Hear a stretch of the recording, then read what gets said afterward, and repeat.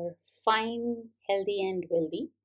Uh, when I know that my videos are being seen by students, and still I say them friends because I feel that it creates a familiar bond of mine with the students who have been watching these videos. Okay, so these videos are being specifically made for GCSE students who are being following AQA curriculum. Here, the last time we covered up the motion chapter. If you haven't gone through it, please go through it and bring out the doubts if you have any. Post your doubts in the comments section. Our email ID is already been given. You can post your doubts even on the email. We'll answer it. Now, the next topic which comes in the GCSE AQA is being the force. That is the Newton's first law of motion. Before I go with the Newton's first law of motion, I would prefer to come up with the forces. When I talk about the force, what is a force? It is a push or pull, correct?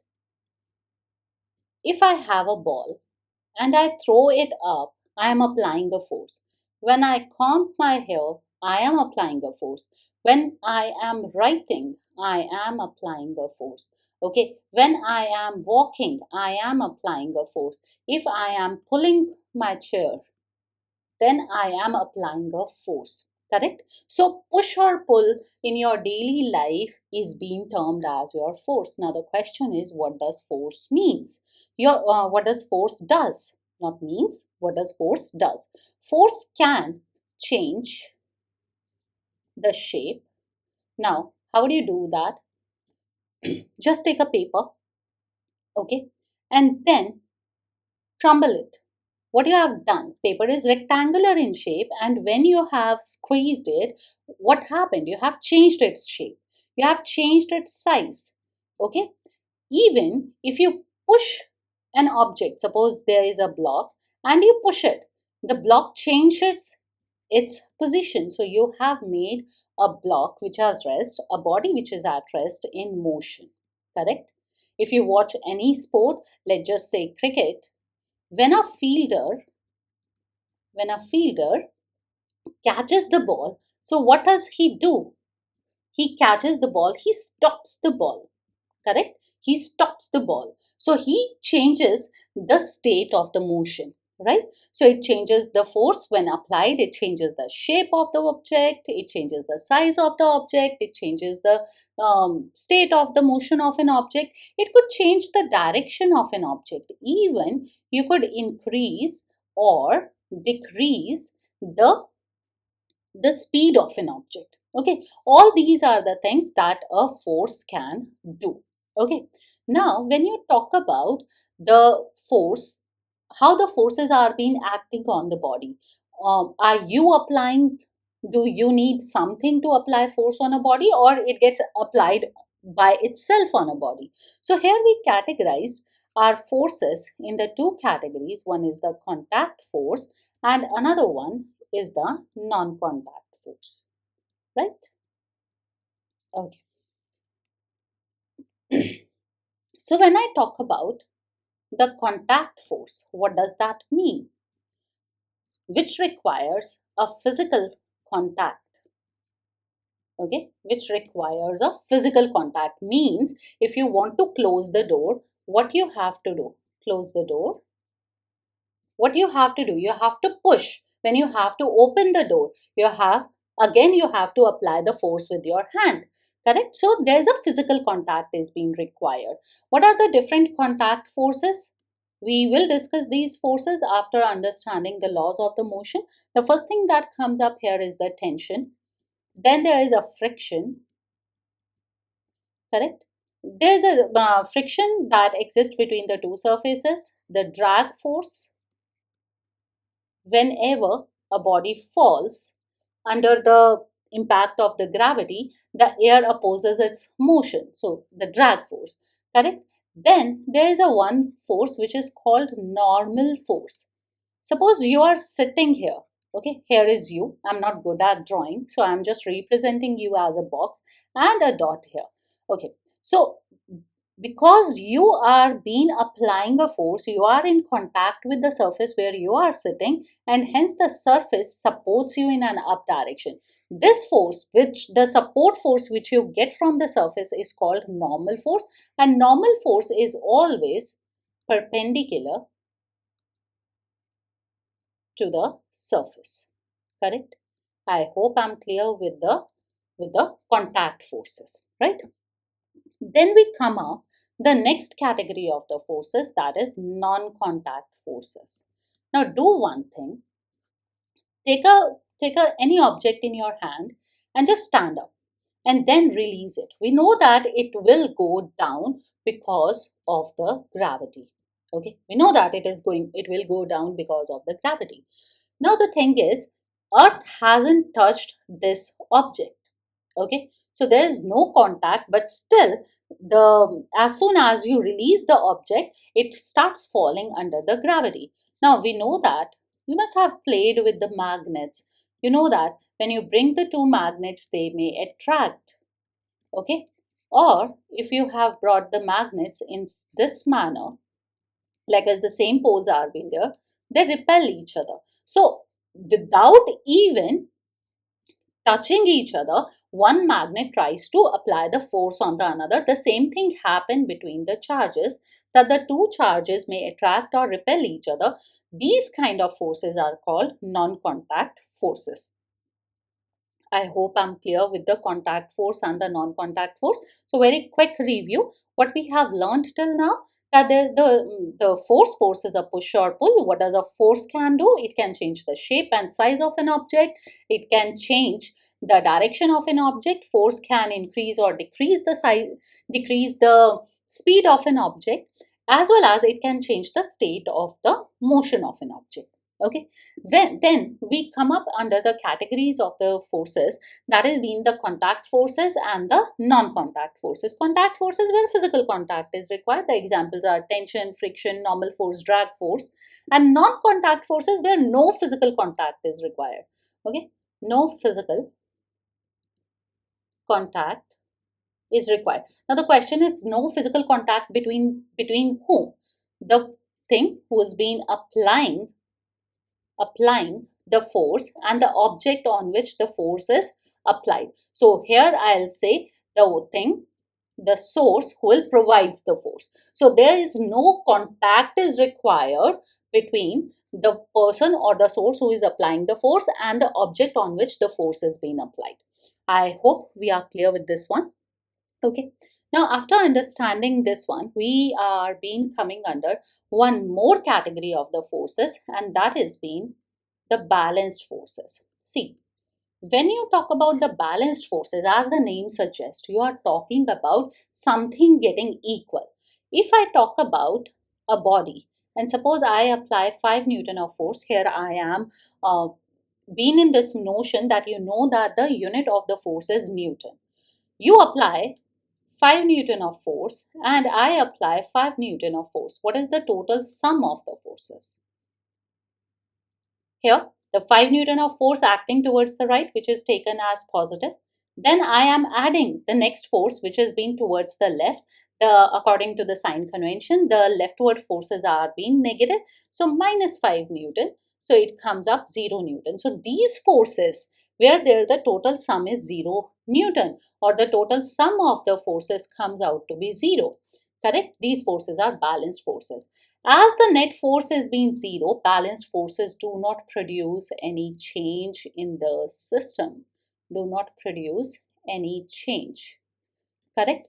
So, I am going to change my statement here. Whatever the changes you could understand here, it is due to the unbalanced forces. Correct?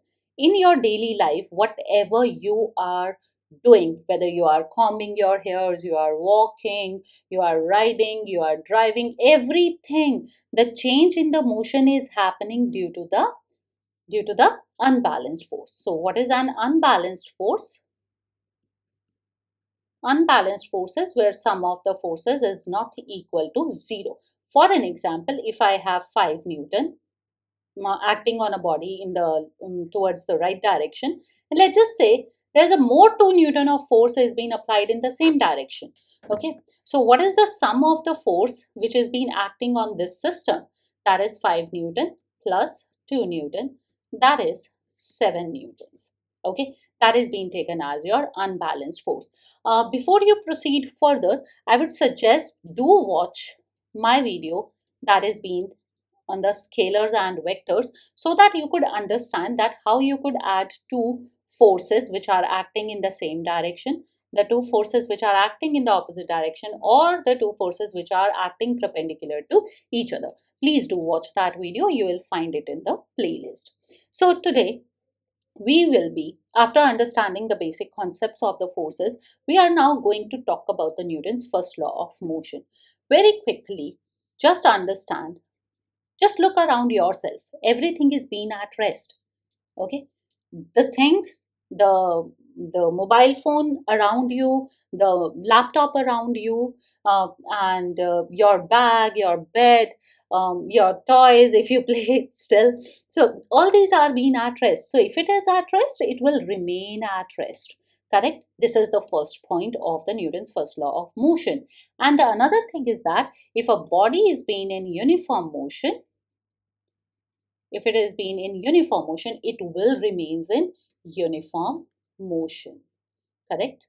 I hope you people are clear that uniform motion means that the speed remains the same. Speed is being remaining the same. So this is Newton's first law of motion, states that if the object is at rest, it will remain at rest. If it is being in uniform motion, it will remain in uniform motion unless and until it is being acted upon by a resultant force. When I talk about the resultant force, I am talking about the net force which would be acting on the body, and this property will deal, we say this property as the inertia. Okay,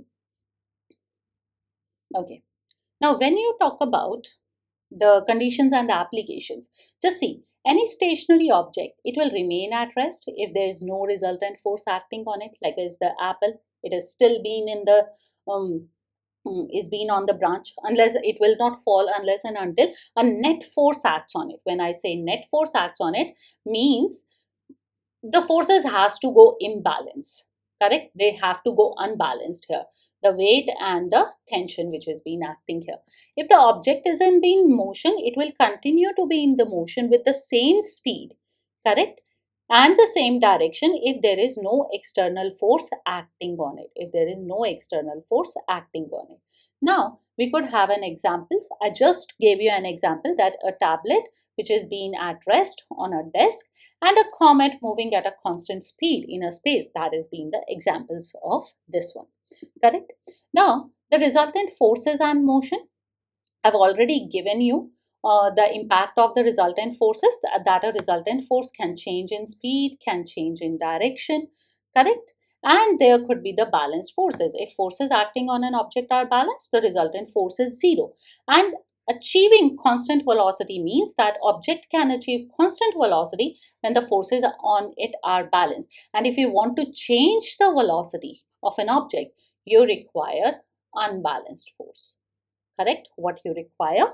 Unbalanced force. Okay, let's just talk about a worked example here. So a comet moves through interstellar space in a straight line at a constant speed due to resultant force. Okay, now the reason, I need to give the reason. Why? Because if it is being at a constant speed means speed is not changing. Speed is not changing. And when the speed is not changing, what does that mean? When the speed is not changing means there would be a zero resultant force. I'm not saying that no force is acting. It is just that whatever be the force is acting on the comet, their sum of the forces is being zero here. Okay, I hope I'm clear with this one. Okay, this could be the tablet on the desk. Here it is being at rest because the forces, whatever the forces being are acting on it, these are being balancing each other.